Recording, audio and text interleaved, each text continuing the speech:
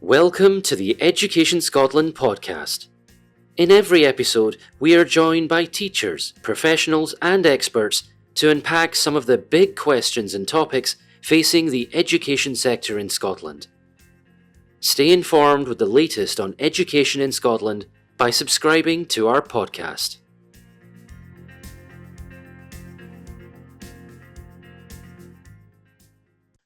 Well, hello everyone and welcome to this Education Scotland podcast. My name's Ollie Bray and I'm one of the strategic directors at Education Scotland, and I am delighted to welcome you to the third episode of the Curriculum Improvement Cycle mini podcast series. And today I'm absolutely delighted to be joined by my colleague and Senior Education Officer Ian Menzies, and we're going to be talking about learning for sustainability, and in particular the story of learning for sustainability within the work around the Curriculum Improvement Cycle. So Ian, welcome. Thanks, Ollie. Pleasure to be with you this morning. Well, thank you for making the time as well. Ian, I'm going to start off with what might seem a really simple question for you, but I know it sometimes does cause a bit of confusion out there in the system. And it's one of the things that we've talked a lot about, like during the curriculum improvement cycle work, and that's the whole business of language. Because sometimes terms like learning for sustainability, they mean different things to different people and therefore have different interpretations, and we start to measure impact in different ways. But you're the Senior Education Officer for Sciences and for learning for sustainability. So you're the guy that should know the definition. So how do we describe it in Scotland? Well, in his very simplest terms, learning for sustainability is learning for a better world. So it's about nurturing our learners as global citizens and empowering them to create a greener, kinder, more equal, more peaceful future. And as part of this, outdoor learning is really important as well. That's really key for learning for sustainability. So being outdoors enables learners to engage with nature, the natural world, their landscapes, and also enables them to be fully connected to their communities and the people around them. And I think that last bit you said there about young people being outside and engaging with nature and our landscapes and our communities is just so important, isn't it? Because this is learning for sustainability. A big part of it is about learning in context. It's not just learning in what sometimes might be described in kind of more old-fashioned sort of didactic ways. We want young people to actually experience firsthand what we mean by learning for sustainability.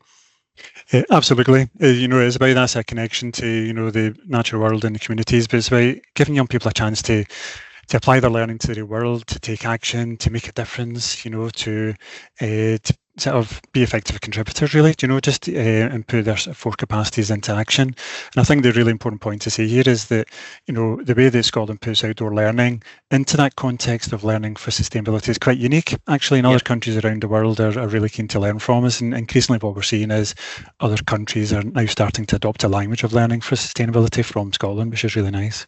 I think that's really important, and I was reading there's been a bit of interest in this through a number of kind of European studies, and other things like that around how we've tackled learning for sustainability in Scotland, and our ambitions to really embed it within the curriculum.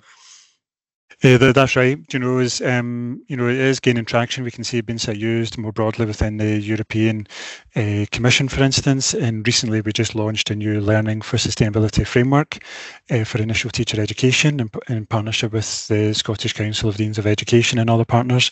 And it was really interesting. We had over 100 people from across Scotland and across the world, from countries like Brazil and Sweden and so on. So it was really nice to see that international interest in what we're doing in Scotland. That's great. Now, I know that we said that we would talk a little bit about obviously learning for sustainability in the context of the curriculum improvement cycle. But as you've already hinted at, it would be remiss to not acknowledge all of the work around learning for sustainability that's been going on, over quite a long period of time, really. Because of course, learning for sustainability was one of the original entitlements, of CFE as part of that. I mean, I just wondered if you could maybe just spend a minute or so just talking a little bit, I suppose, like how we got to this point. Yeah, you're right. So learning for sustainability was right in there at the start of Curriculum for Excellence and building a Curriculum 3 about giving young people a chance to connect with the environment, to understand the world around them as well. So we've been on that journey since 2009, and there's been a couple of sort of documents along the way and implementation groups to really take forward this work. So we're in a really good place. I mean, I think the the vision is really that all learners, each and every learner in Scotland, receives their entitlement to learning for sustainability. And young people have told us quite clearly that even though that's their ambition, they're not necessarily experiencing that in the way that they, to the extent that they should. So one of the things we've done nationally is really try to strengthen our national action plan. And that was particularly around the time of COP26 when I came to Glasgow. We're really engaging with a lot of young people groups at that time, and that's what they were telling us quite clearly. So we now have a strengthened national action plan. It's called Target 2030. It's about building a movement for people, planet and prosperity. And the big targets in that are for 2030 for all our 3 to 18 settings in Scotland to be sustainable, and for all learners to receive their entitlement to learning for sustainability. And I think the key sort of milestone for us, if you like, was January this year. That marked the sort of 5 years to go sort of timeline. So we really want to invite everybody, all the listeners, all the people joining us today, to really see themselves as part of that movement for change, and to really commit themselves to that sort of whole school, whole setting, whole community approach to learning for sustainability. So we've got a lot of the foundations in place, but young people have told us quite clearly what they want from us, and as a much greater focus on learning for sustainability, a greater focus on climate change education and outdoor learning within our curriculum, and that's come through really strongly in a lot of the consultations. So really, what I know from all of the good work that's gone on is that we've got really, really strong foundations to kind of build from. Like it feels like. Not just since COP26, but in the build up to that as well, is that we're starting to get a lot more aligned in terms of policy and the other work that's been going on. You've already mentioned the framework for learning for sustainability across like initial teacher education. Like it feels like we've kind of got all of the bits like coming together to create something really quite strong and really quite powerful. So what does this mean for the curriculum improvement cycle then? I mean, I'm guessing that you'll have built from this work, like in the work that you've been leading with the group of people that have been looking at this. Maybe just sort of tell the folks that are listening what have we done so far to build from that.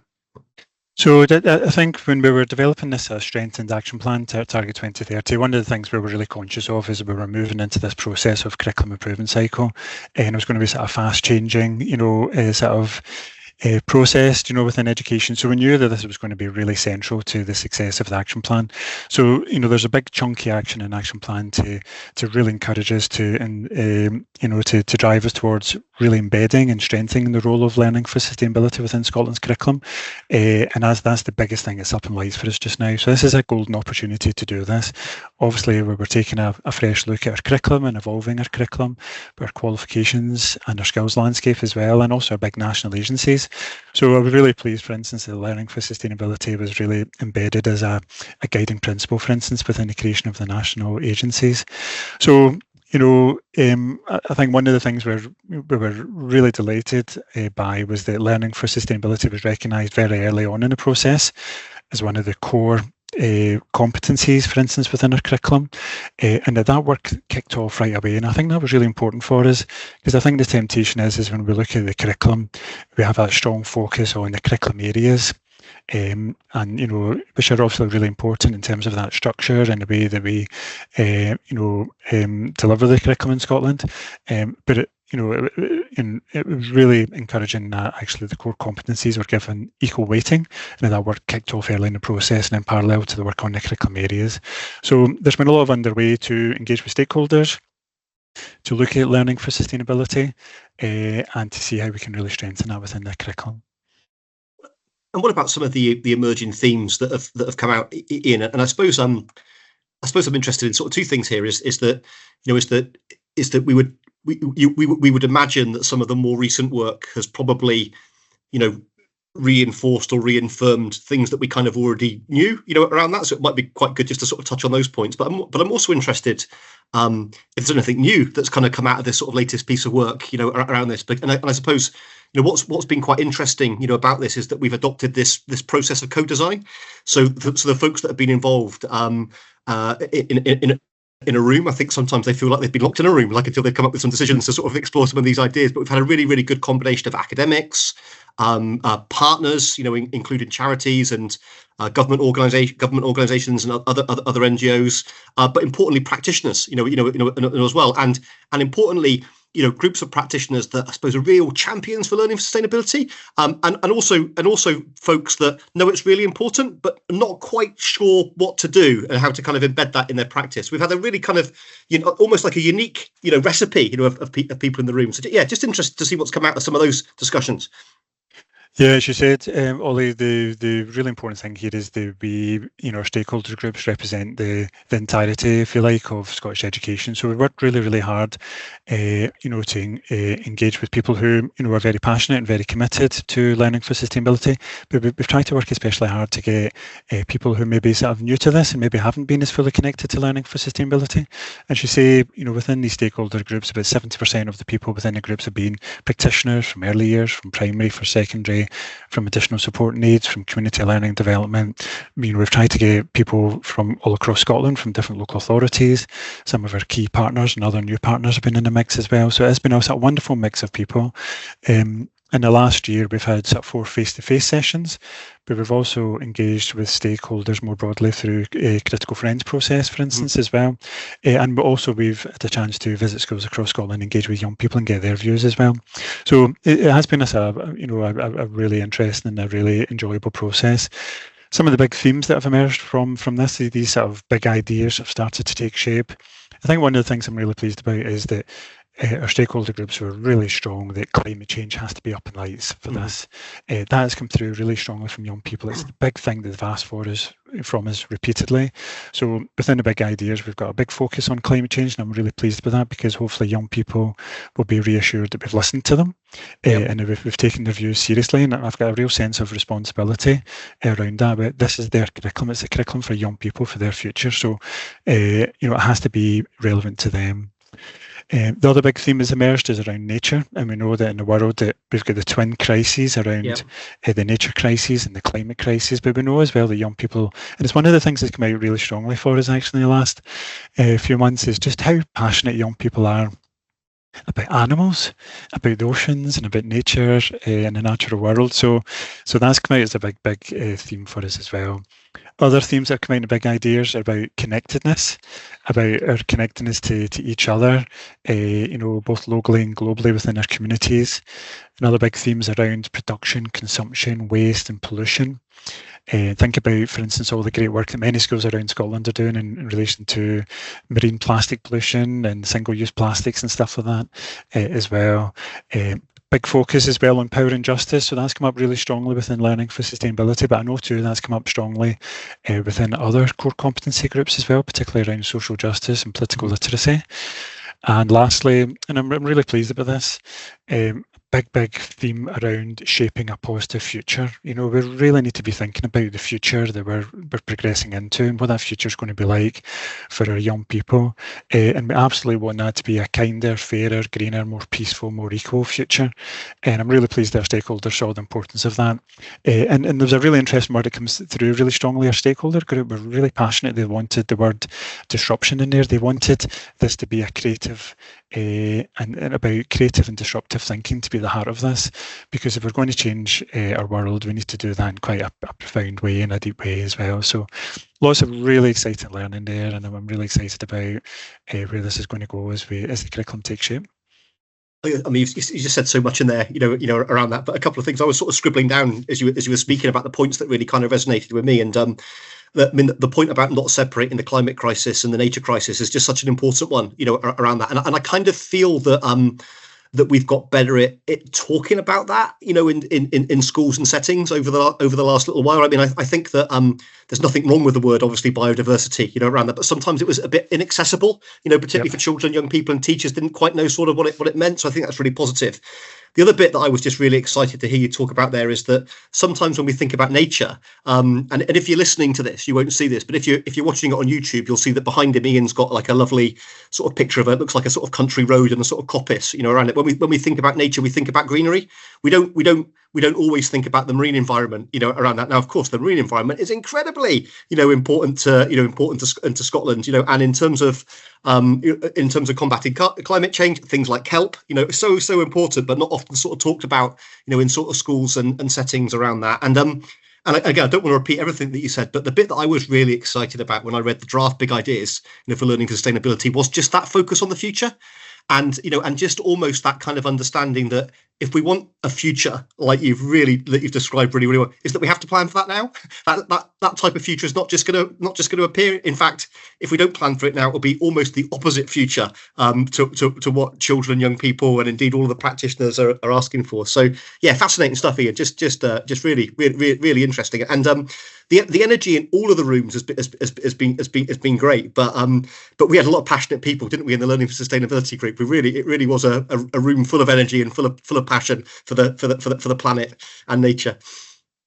Yeah, and it's just been a joy. It just been a joy. So taking that time, having the space, and teachers have really valued this as well, because we don't always get a chance to do this. Teachers have really valued that space to have really strong, rich, professional dialogue with other practitioners from across Scotland, but also from our partners, our academics, our NGOs who've got real expertise in this area too. So to have that space to sit down and really think about the future that we want for the young people and what that learning has to be is just been great. As I say, one of the biggest surprises really has been particularly some of those new people we brought in that were quite sort of new to this process, but the sort of richness and the perspective that they've brought to the discussions has been wonderful as well, be that from the perspective of the technologies curriculum or from early years perspective or additional support needs perspective or CLD. And it's been really wonderful having those cross-sector perspectives as well. People have really valued that. And I think to come back to one of the points you just made there, Ollie, something I feel really passionate about, and I think a lot of our stakeholders, saw this as well, is that if we get this right, then, what we're doing is we're really empowering teachers and our practitioners to create that better future. We know that education is the thing that makes the biggest change in the world, and is profoundly important. And creating space and strengthening the role of learning for sustainability within our curriculum can really give shape to a better world. And it's important we give our young people that chance to imagine that better future, but particularly to have the space and time to take action and develop the skills and their confidence to experience real change and to bring about real change within their communities. It could be a small level within their school grounds, or something a bit bigger within their local communities, or even bigger in terms of the society and the world we live in. We know young people can do that, and we know they do want to do that. So yeah, that's what's before us, really, that opportunity. That's great, and I'm just interested around the way, and I've asked this for a couple of other podcasts that we've done. But what's been what's been sort of the most challenging in some of these discussions as we go through, either about the process, or some of the comments that you've had, or some of the what have you got to navigate? What have you had to navigate, which has put a few lumps and bumps, I guess, in the road to get to where we are now, which sounds like in a really, really positive place. Yeah, we knew it was going to be a challenging process, because there's so much passion there's so much commitment and willingness to get this right, So I think one of the most challenging bits has been, and you've mentioned this just previously, Ollie, just about the language.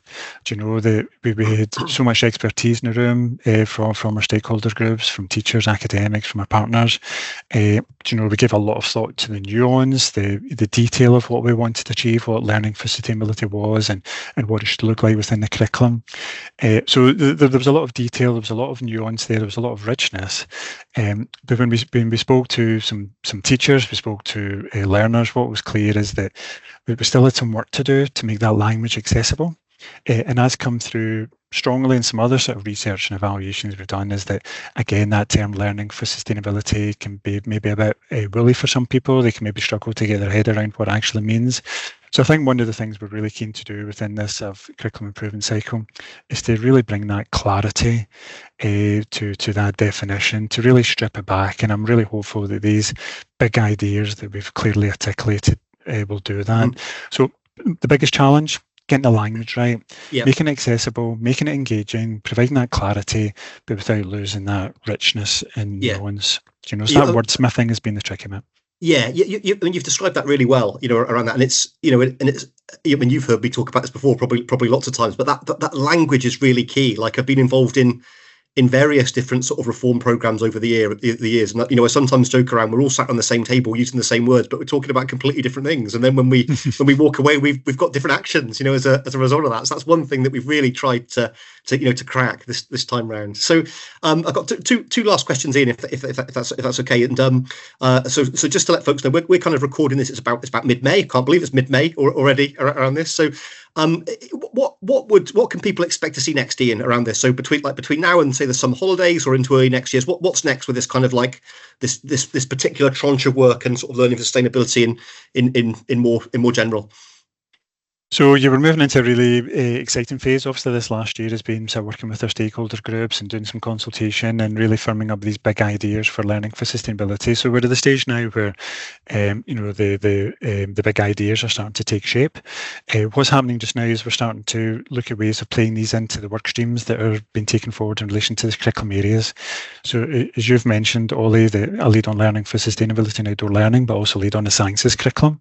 So, part of my work is to lead those stakeholder groups looking at the sciences curriculum. And I think one of the things that's been really encouraging is that our science stakeholder groups have absolutely seen the relevance of learning for sustainability and climate change and nature to the future sciences curriculum. So I'm really excited to see how they flesh that out and what that's going to look like in practice, and how we really bring that to life and create an irresistible curriculum within sciences with learning for sustainability and climate change and nature at the heart of that. But of course, there are other curriculum areas as well, and also there's work taking place around the 4 contexts for learning, and we know that learning for sustainability has got a really important role to play in terms of the ethos and life of the school, for instance, in terms of interdisciplinary learning especially. Many schools connect to LFS through an ideal context, but also in terms of opportunities for personal achievement. So there's a delicate balance there. In an ideal world, we'd want LFS to be, all through the whole curriculum. But I think the key focus just now is to make sure it's got these really strong footholds within the curriculum, within some of these areas, and we do it right, and we really hardwire it and embed it within the curriculum in a way that's maybe not been done before, to make sure that as learners progress through their learning, that they're absolutely, every single one of them is experiencing that entitlement to LFS. That's the thing they've really asked of us, and that's the responsibility we have at this stage. So a big part of our work over the coming months and at summer is to engage with my colleagues across Education Scotland and to look at ways we can start to connect with some of these other work streams. And I suppose, just building on what you've said there, is that if we get that right, and if we're true to the other commitments that have been made, for example, learning for sustainability being embedded in the agencies, learning for sustainability being a key part of any future qualifications, there's been a commitment that's made about that. We've got a learning for sustainability action plan. We've already hinted at the framework for learning for sustainability for initial teacher education. And of course, we've got learning for sustainability and professional standards. That kind of feels like we're creating a really, really sort of like, strong systems level response to deal with something which we know which is incredibly important. So it's dead exciting, I think, in so many ways. I'm conscious of time. We've been told to kind of stick to our 20 minutes with this, and you and I can talk about this for hours, around the different things. And that I'm personally committed to this, and I know how enthusiastic you are in the wider team. But the one question that I've been asking, like all of the guests on this mini podcast series, is we're doing all this work. So what? What's it going to mean for children and young people of Scotland? So I think a strengthened focus on learning for sustainability within the evolved curriculum will have a number of impacts. I think children and young people in Scotland will know and feel that they've been listened to, and that's really important to me because we've got a responsibility. We've consulted with young people, they've told us what they want, and it's really important to me and to others in our team that young people feel as though they've been listened to. So that's up in lights for us. That's really important. I think if we get this right, young people will have a curriculum that's relevant to them and to their future lives, and they will have a strong ownership of that curriculum. I think young people will be more engaged in their learning as a result, and will be excited day in and day out about the irresistible curriculum that they're experiencing with learning for sustainability and outdoor learning at the heart of that. And I think that in turn will lead to a number of better outcomes. I think we'll see increases in attainment, we'll see better attendance, and we'll see less instances perhaps of violence in a classroom. And these are big issues that are sort of facing schools across Scotland. But I think learning for sustainability has got a really important role to play in that. And I think if that isn't enough on its own, I think as a result of learning for sustainability and what it is and what it's trying to do, I think we'll have better communities and a better world, because that's really the vision around learning for sustainability. And I think if those listening to the podcast today are attracted by this prospect, I'd really like them to invite them to join that Target 2030 movement for change. It's a genuine movement for change. Don't wait for a personal invite. Just crack on, proceed until apprehended. But that's that movement for change we're really trying to build, and embedding LFS within the curriculum is a crucial part of how we achieve that. And we'll stick Ian, for the folks that are interested in this or want to dive a little bit deeper, we'll work together and get a few links, and we'll stick that in the show notes, on the description in YouTube, so people can find out more about some of these things. Ian, brilliant. I've thoroughly enjoyed that. It's been a really, people don't know what time in the morning we're recording this, but it's been a really, really positive start to the day. So thank you for that. For those that are listening, I hope you've really enjoyed both this podcast, this mini podcast, and also don't forget that if you subscribe to the Education Scotland podcast, you'll get notifications when all of our different podcasts that come in. And as part of this series so far, we've also got episodes on finance and on creativity. And we will be recording a new topic next week. Ian, thanks so much again, and look forward to catching up soon. Thanks, Ollie. Take care. Thank you for listening to this podcast. Don't forget to subscribe for notification of when a new episode is published. If there is a topic you would like to hear featured on this podcast, get in touch with us. We'd love to hear from you. Follow us on our social media channels for all the latest news from Education Scotland. Education Scotland is a Scottish Government executive agency charged with supporting quality and improvement in Scottish education.